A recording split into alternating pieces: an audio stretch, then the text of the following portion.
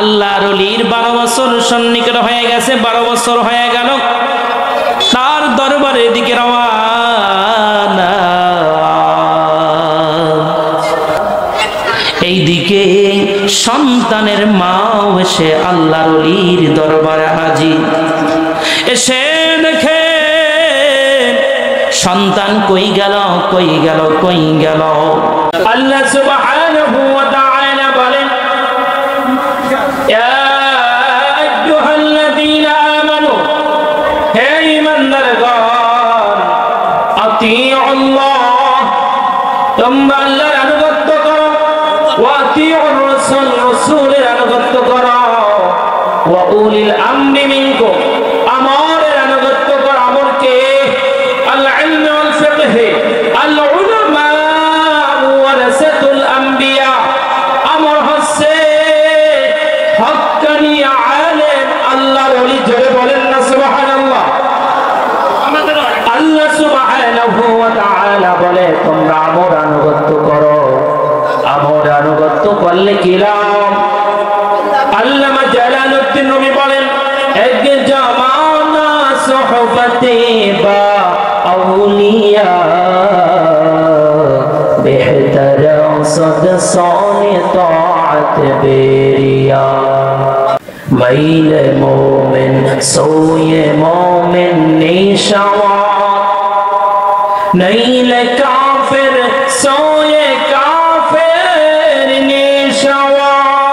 সোহবতে সালে তাআত সালে কুনা, সোহবতে তালে তাআত তালে কুনা।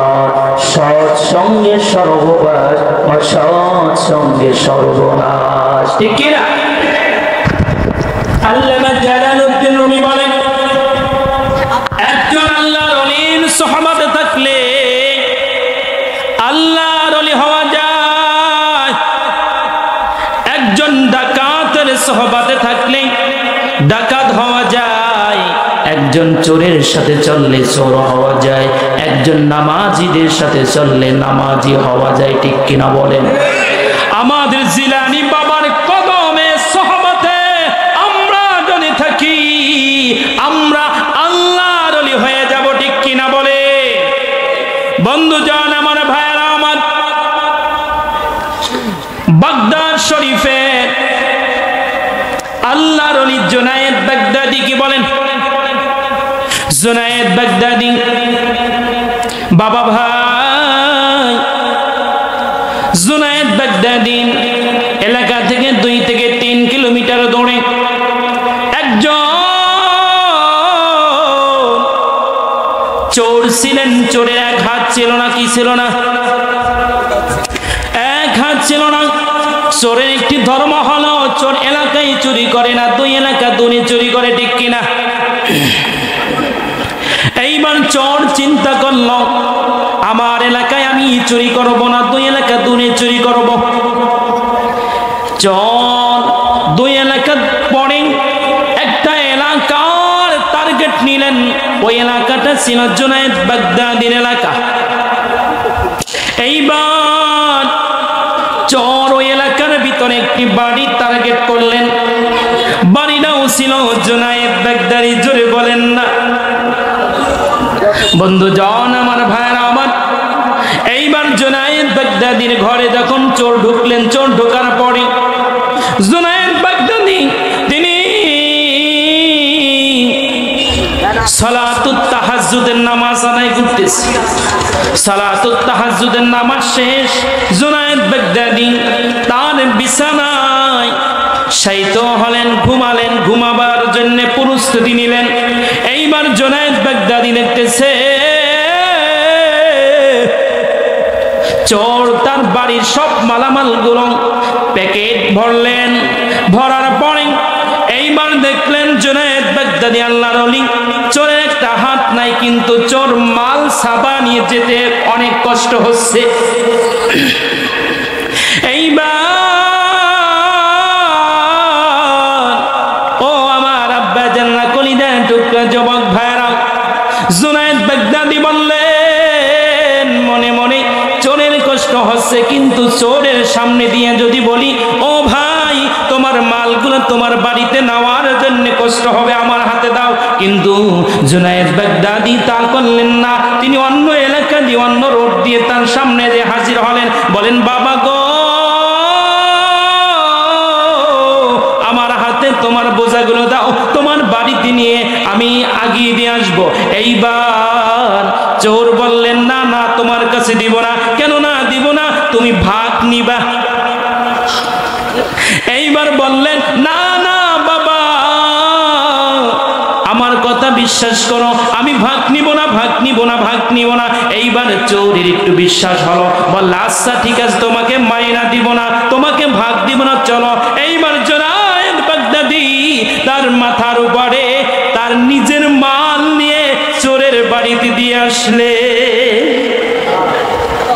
চোরের বাড়িতে দেওয়ার পরে চোরের বাড়িতে দেওয়ার পরে এইবার জুনায়েদ বাগদাদি চলে আসতেছেন। তখন চোর বলে নাও তোমাকে কিছু মাইনা দি। এইবার আল্লাহর ওলি বলে না না না না আমি তোমার কাছ থেকে কোনো মাইনা নিব না। না নেওয়ার পরে জুনায়েদ বাগদাদি তার বাড়িতে চলে আসলেন। বাড়িতে চলে আসার পরে চোরের একটি ধর্ম আছে, শুনি যেই দিন করে ওই আর পরের দিন ওই এলাকায় যায়, দেখে কারে চোর সাব্যস্ত করে, ঠিক কিনা? দেখতে যায়। বাবা কি করতে যায়? দেখতে যায়। এইবার চোর চললেন জুনায়েদ বাগদাদির বাড়িতে, কিন্তু আসলে জানে না জুনায়েদ বাগদাদির বাড়ি। চোর দেখতেছে দলে দলে মানুষ যাচ্ছে, বলে বাবা তোমরা কোথায় যাও, কোথায় যাও?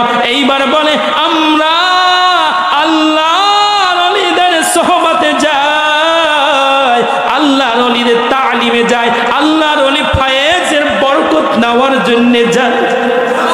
বলেন না সুবহানাল্লাহ। এইবার বলে আমিও তোমাদের সাথে যাব।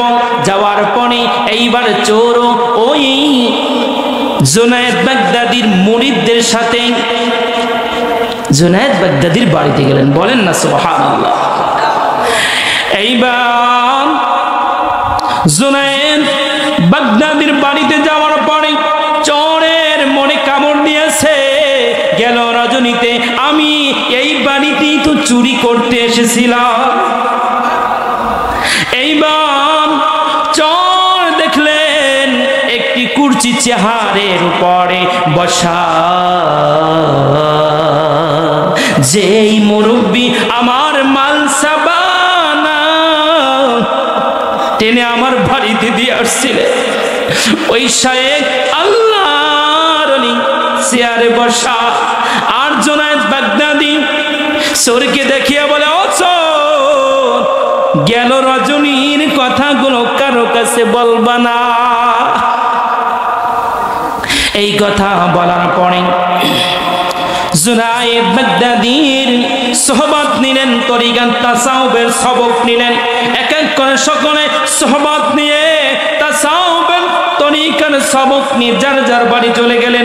চোর কিন্তু সরলেন না, সবাই চলে গেল। চলে যাওয়ার পরে চোর আল্লাহর ওলির কদমে পড়ে গেলেন আর বললেন বাবা বেয়াদবি মাফ করবেন। এইবার আল্লাহর ওলি বলে তুমি কান্দিও না, আমি বুঝেছি তোমার বাড়িতে অনেক অভাব, তুমি কেন এসেছো? বলে বাবা গো আমি আপনার সোহবত নেওয়ার জন্য এসেছি। সোহবতে সালে তোআত সালে কুনাত, সোহবতে তালে তোআত তালে কুনাত। বন্ধু জান আমার ভাইরা আমার, শেখ ফরিদউদ্দিন আল্লাহর ওলি তার দরবারে অবস্থান করলেন। হঠাৎ তার বোন আসলো। একজন বোন ছিলেন যার নাম ছিল সুফিয়া। সুফিয়া ওই বুড়ো মহিলার একজন পুত্র সন্তান ছিলেন। 7 বছর। কয় বছর? জোরে বলে 7 বছর। হাদিসে মোবারকায় হাবিব কিবরিয়া রাহমাতাল লিল আলামিন বলেন তোমার সন্তানের বয়স যখন 7 বছর হয়ে যাবে তখন তোমার সন্তানকে শরীয়ত শিক্ষা দিবে, কোরআন সুন্নাহ হুকুম শিক্ষা দিবে, সালাত শিক্ষা দিবে, ঠিক কিনা? এইবার শেখ ফরিদউদ্দিন তার বোন তার 7 বছরের সন্তানটাকে নিয়ে ভাইয়ের কাছে গেলেন, বলেন ভাই গো, আমার সন্তানকে তোমার কাছে নিয়ে আসলাম, আমার সন্তানকে কোরআন শিক্ষা দিবে, হাদিস শিক্ষা দিবে, তরিকা তাসাউফ শিক্ষা দিবে, আল্লাহর ওলি হিসাবে তাকে গড়ে তুলবে, শরিয়ত তরিকার হাকিকত মারিফাত দ্বারা তাকে ভরপুর করে ফেলবে, তোমার হাতে তোমার কাছে দিয়ে দিতে চাই। এইবার বললেন আচ্ছা, আমার দরবারে আপনার সন্তানকে রেখে যান, কিন্তু শর্ত হলো 12 বছরের মধ্যে আমার দরবারে আসতে পারবেন না, সন্তানের খবর নিতে পারবেন না। কয় বছর? 12 বছর। এইবার শেখ ফরিদউদ্দিন আল্লাহর ওলি তিনি বললেন, জান বোন যান, আপনার সন্তানের দায়িত্ব আমার হাতে। এইবার শেখ ফরিদউদ্দিন জঙ্গলে, গুহায়, পাহাড় পর্বতে ধ্যানে যাবেন। কত বছরের? 12 বছরের। কত বছরের? 12 বছরের জন্য ধ্যানে যাবে, সিল্লায় যাইবেন। কিতে? আগের কার আল্লাহর ওলিরা সিল্লা দিতেন গুহায়, জঙ্গলে, বনে, ঠিক কিনা বলেন? আর এখন সিল্লা দেয় কোথায়? মসজিদে। হাবিবে কিবরিয়া রাহমাতাল লিল আলামিন বলেন, তোমরা তোমাদের মসজিদকে ডাইনিং হল বানিও না, খাবার দাবারের জায়গা বানিও না, ঘুমাবার জায়গা বানাইও না, তোমরা মসজিদকে ইবাদতখানা হিসাবে পবিত্র রাখো। এইবার শেখ ফরিদউদ্দিন বলেন, ও বাবা, আমি 12 বছরের জন্য ধ্যানে যাব, বনে যাব, গুহায় ধ্যান করব, তোমার কাছে আমি একটি দায়িত্ব দিতে চাই। এই দায়িত্ব আমার লঙ্গনখানার খাবারের মেহমানদারির দায়িত্ব। যত মেহমান আমার বাড়িতে আসবে সকলকে তুমি মেহমানদারি করাইবা। এইবার ছোট যুবক তিনি দায়িত্ব নিলেন। শেখ ফরিদউদ্দিন তিনি বললেন, আমি গেলাম 12 বছরের জন্য ধ্যানে গেলাম, সিল্লায় গেলাম, বনে জঙ্গলে। এই দিকে ওই শিশু লঙ্গনখানার দায়িত্ব নিলেন। কি নিলেন? লঙ্গনখানার দায়িত্ব নিলেন, মুসাফির খানার দায়িত্ব নিলেন, খাবারের দায়িত্ব নিলেন। 12 বছর পর্যন্ত যত মেহমান আসে মেহমানদারির ব্যবস্থা করাইতেছে। হাবিবে কিবরিয়া রাহমাতাল লিল আলামিন বলেন, আমার নবীজি 2টা সুন্নাত অধিক বেশি ছিল। কি? আফসুস সালাম ওয়া আতুত তাআম, বেশি বেশি সালাম দিতেন আর বেশি বেশি মেহমানদারি ব্যবস্থা করতেন। বলেন না আলহামদুলিল্লাহ। 12 বছর পর্যন্ত মেহমানদারির ব্যবস্থা করলেন। এইবার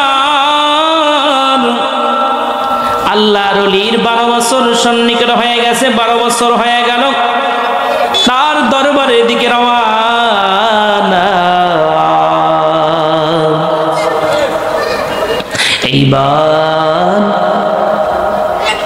এইদিকে সন্তানের মাও এসে আল্লাহর ওলির দরবারে হাজির। এসে দেখে সন্তান কই গেল, কই গেল, কই গেল। বলে, আমার সন্তানকে আলাউদ্দিনকে দেখছো নাকি? হঠাৎ সন্তান এসে বলে, ও মা, আমি তোমার সন্তান আলাউদ্দিন। এইবার বলে, আমার সন্তানের চেহারা এই রকমের ছিল না, আমার সন্তানের স্বাস্থ্য এই রকমের ছিল না। বলে, তুমি আমার আলাউদ্দিন নয়। তখন বললেন, মাগো, তোমার আলাউদ্দিন আমি।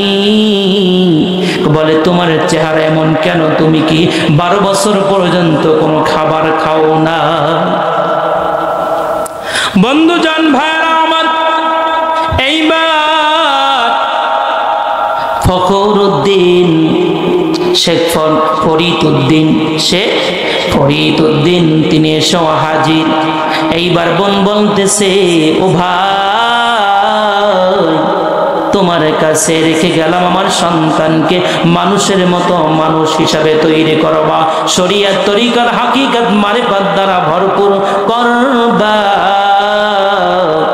কিন্তু দেখা গেল আমার সন্তান আর সন্তান রইল না, আমার সন্তান আজ শুকাইয়া কাঠের মতো শুকনো হয়ে গেল। এইবার